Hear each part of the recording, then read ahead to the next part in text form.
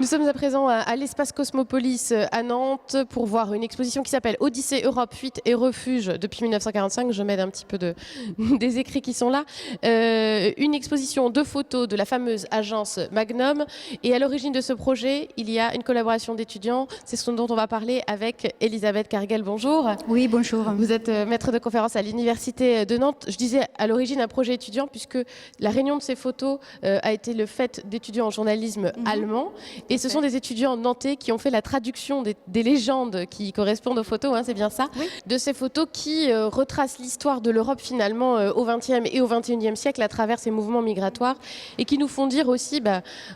il y a eu des mouvements de part et d'autre aussi des deux continents. Les Européens aussi ont été des migrants en un temps, c'est aussi le propos de cette exposition. Tout à fait. Oui, c'est justement pour ne pas oublier qu'en fait l'Europe ça a toujours été un continent de migrants et d'émigrants.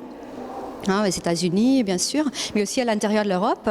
Et en fait, on voit très bien les premières photos. Donc, l'idée de cette exposition, c'est qu'elle est chronologique. Elle nous montre que depuis 1945, voire bien évidemment avant, mais surtout depuis 1945, il y a des mouvements de migrants et que l'Europe, ça constitue un peu l'Europe en fait. Et c'est pas que maintenant, avec la crise en Syrie, Afghanistan, où cette question se pose.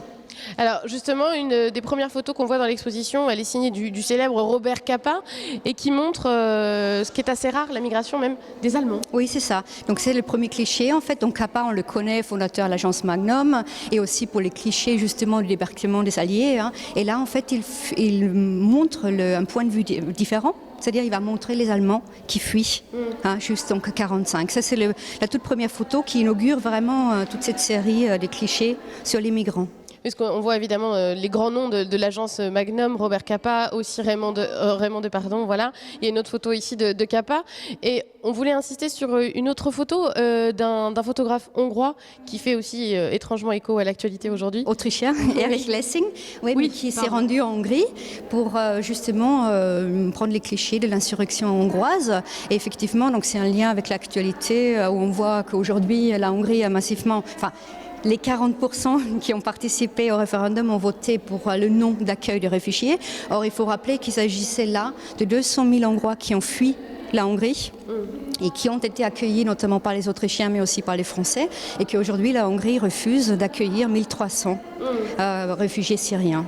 Donc c'est l'ironie de l'histoire aussi qu'on peut voir à travers ces clichés. Et c'est important de nous le rappeler qu'il y avait aussi des peuples qui aujourd'hui refusent l'accueil, qui eux-mêmes avaient besoin de ce refuge, comme le montre l'exposition, parce que c'est fuite et refuge. Exactement. Alors, au bout, on avance en même temps dans l'histoire, il y a cette photo de Raymond Depardon sur le fameux mur de Berlin. Elle dit autre chose un peu cette photo. Oui, je pense que c'est peut-être la seule ici qui montre vraiment, ou qui donne un message peut-être d'espoir. Le mur va tomber. Le mur va s'ouvrir. Or, maintenant, on est en train de construire des murs. C'est tout le contraire, en fait. Et là, c'était vraiment le mur de Berlin comme symbole de liberté, d'accueillir l'autre. Et quand on connaît aussi que les Allemands de l'Est ont massivement émigré donc aussi vers l'Ouest. C'est un mouvement migratoire à l'intérieur de l'Europe aussi, qui est très près de nous. Et puis d'espoir, est-ce que les Allemands ont aussi réussi à faire, c'est-à-dire la réunification. Oui, et l'Europe après. Donc voilà, après on traverse d'autres époques, d'autres conflits également avec le Kosovo. Il y a aussi donc des photos de l'époque très, très actuelle avec le projet d'un photographe Patrick Zachman, un projet qui s'appelle Mate Mare et qui est Mare Mater, pardon, et qui en fait, c'est ça, parce que Mare Mater. Donc en fait, c'est un projet autour de la mer et des mers, c'est-à-dire autour de l'abandon, de la filiation et aussi de l'accueil.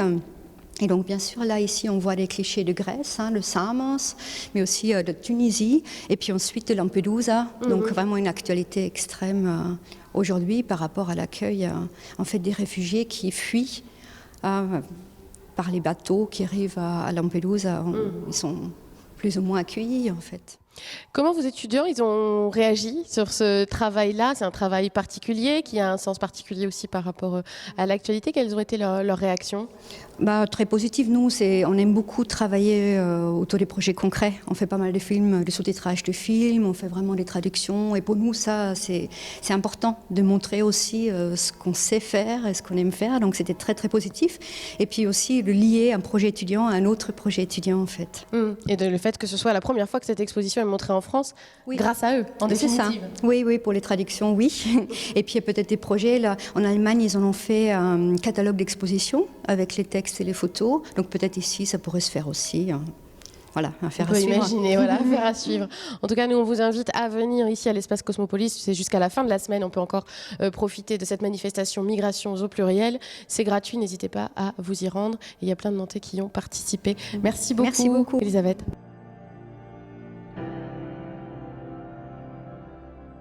Sur place consacrée à la manifestation Migration, c'est terminé, mais si vous voulez prolonger la découverte, il y a un site internet qui recense l'ensemble de la programmation. Il reste encore tout un tas de choses à faire avant la fin de cet événement, le 9 octobre. Excellente soirée, à très vite sur Télé Nantes.